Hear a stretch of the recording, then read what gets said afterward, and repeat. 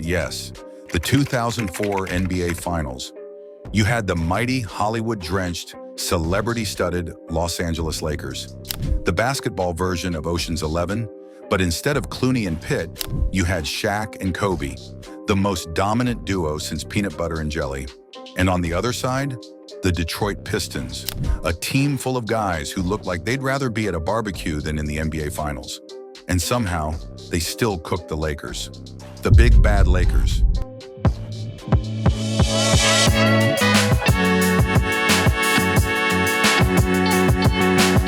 Let's set the scene. It's 2004. Gas is cheap. Flip phones are king.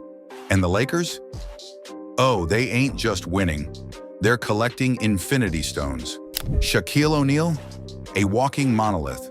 Kobe Bryant, a cold-blooded assassin. And they added Karl Malone and Gary Payton. Two legends who figured, hey, why not get a ring before we hit the retirement home? These guys weren't just favorites. They were the Harlem Globetrotters playing against your local YMCA squad. Vegas had them at minus 550 to win the series.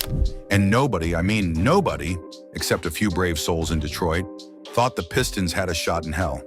The Pistons, the Bad Boys 2.0.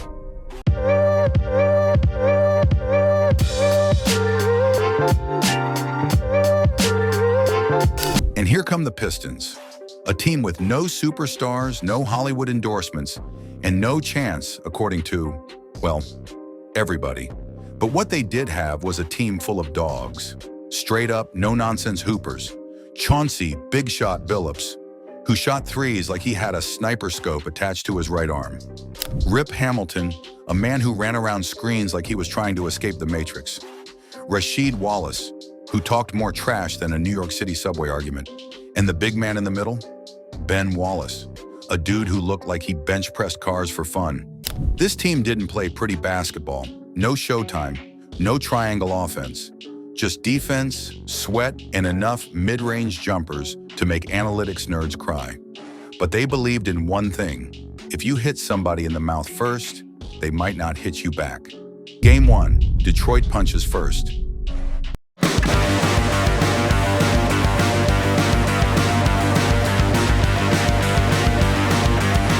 So Game 1 tips off, and boom, right from the jump, the Pistons start locking up like they're the FBI, and the Lakers are on America's Most Wanted. Ben Wallace is out there swatting shots like he's allergic to basketballs. Rasheed's in Shaq's ear talking spicy. And Chauncey Billups, ice cold. He's drilling jumpers like he's shooting into the ocean. Final score? Pistons 87, Lakers 75. Staples Center is quiet, real quiet. Like someone just told Lakers fans In-N-Out was going out of business. Shaq vs. Kobe. The drama unfolds.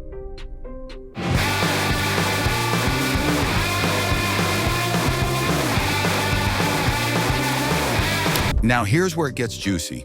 The Lakers, they ain't just fighting the Pistons. They're fighting each other. Shaq's pissed because he ain't getting enough touches. Kobe's out there playing like he's the only man on the court.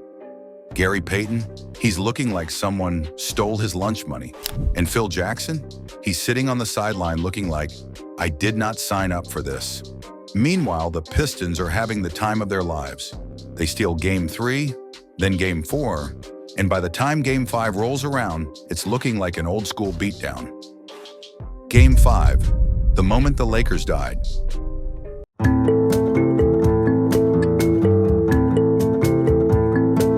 Game 5, the Lakers are down 3-1, and at this point they know, the Pistons got their foot on their necks and they ain't letting go. The game ain't even close. The Pistons are playing with swagger. Rip Hamilton's running the baseline like a track star. Rasheed Wallace is doing Rasheed Wallace things. And Chauncey Billups, he's out there cooking like a 5-star chef. Final score, 100-87. The underdogs just took down Goliath. The aftermath, chaos in LA, glory in Detroit.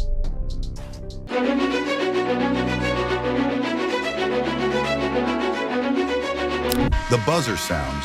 The Palace of Auburn Hills is rocking. The Pistons just pulled off one of the biggest upsets in NBA history. Billups gets Finals MVP. The city of Detroit goes crazy, and the Lakers? Well, let's just say it wasn't a happy ending in Hollywood. Shaq, traded. Phil Jackson, gone. Gary Payton, out of there. Karl Malone, retired. And Kobe, left trying to pick up the pieces. Final thoughts. The legacy of the four Pistons.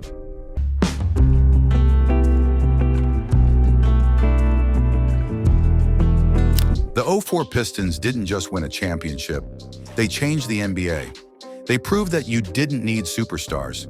You needed defense, toughness, and a team full of guys who just wanted it more.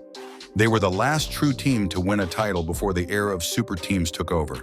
And to this day, they remain one of the most disrespected champions of all time. But make no mistake, those boys in blue, they weren't just a fluke, they were legends. And to any Lakers fans still salty about 2004, hey, at least you got those bubble rings, right?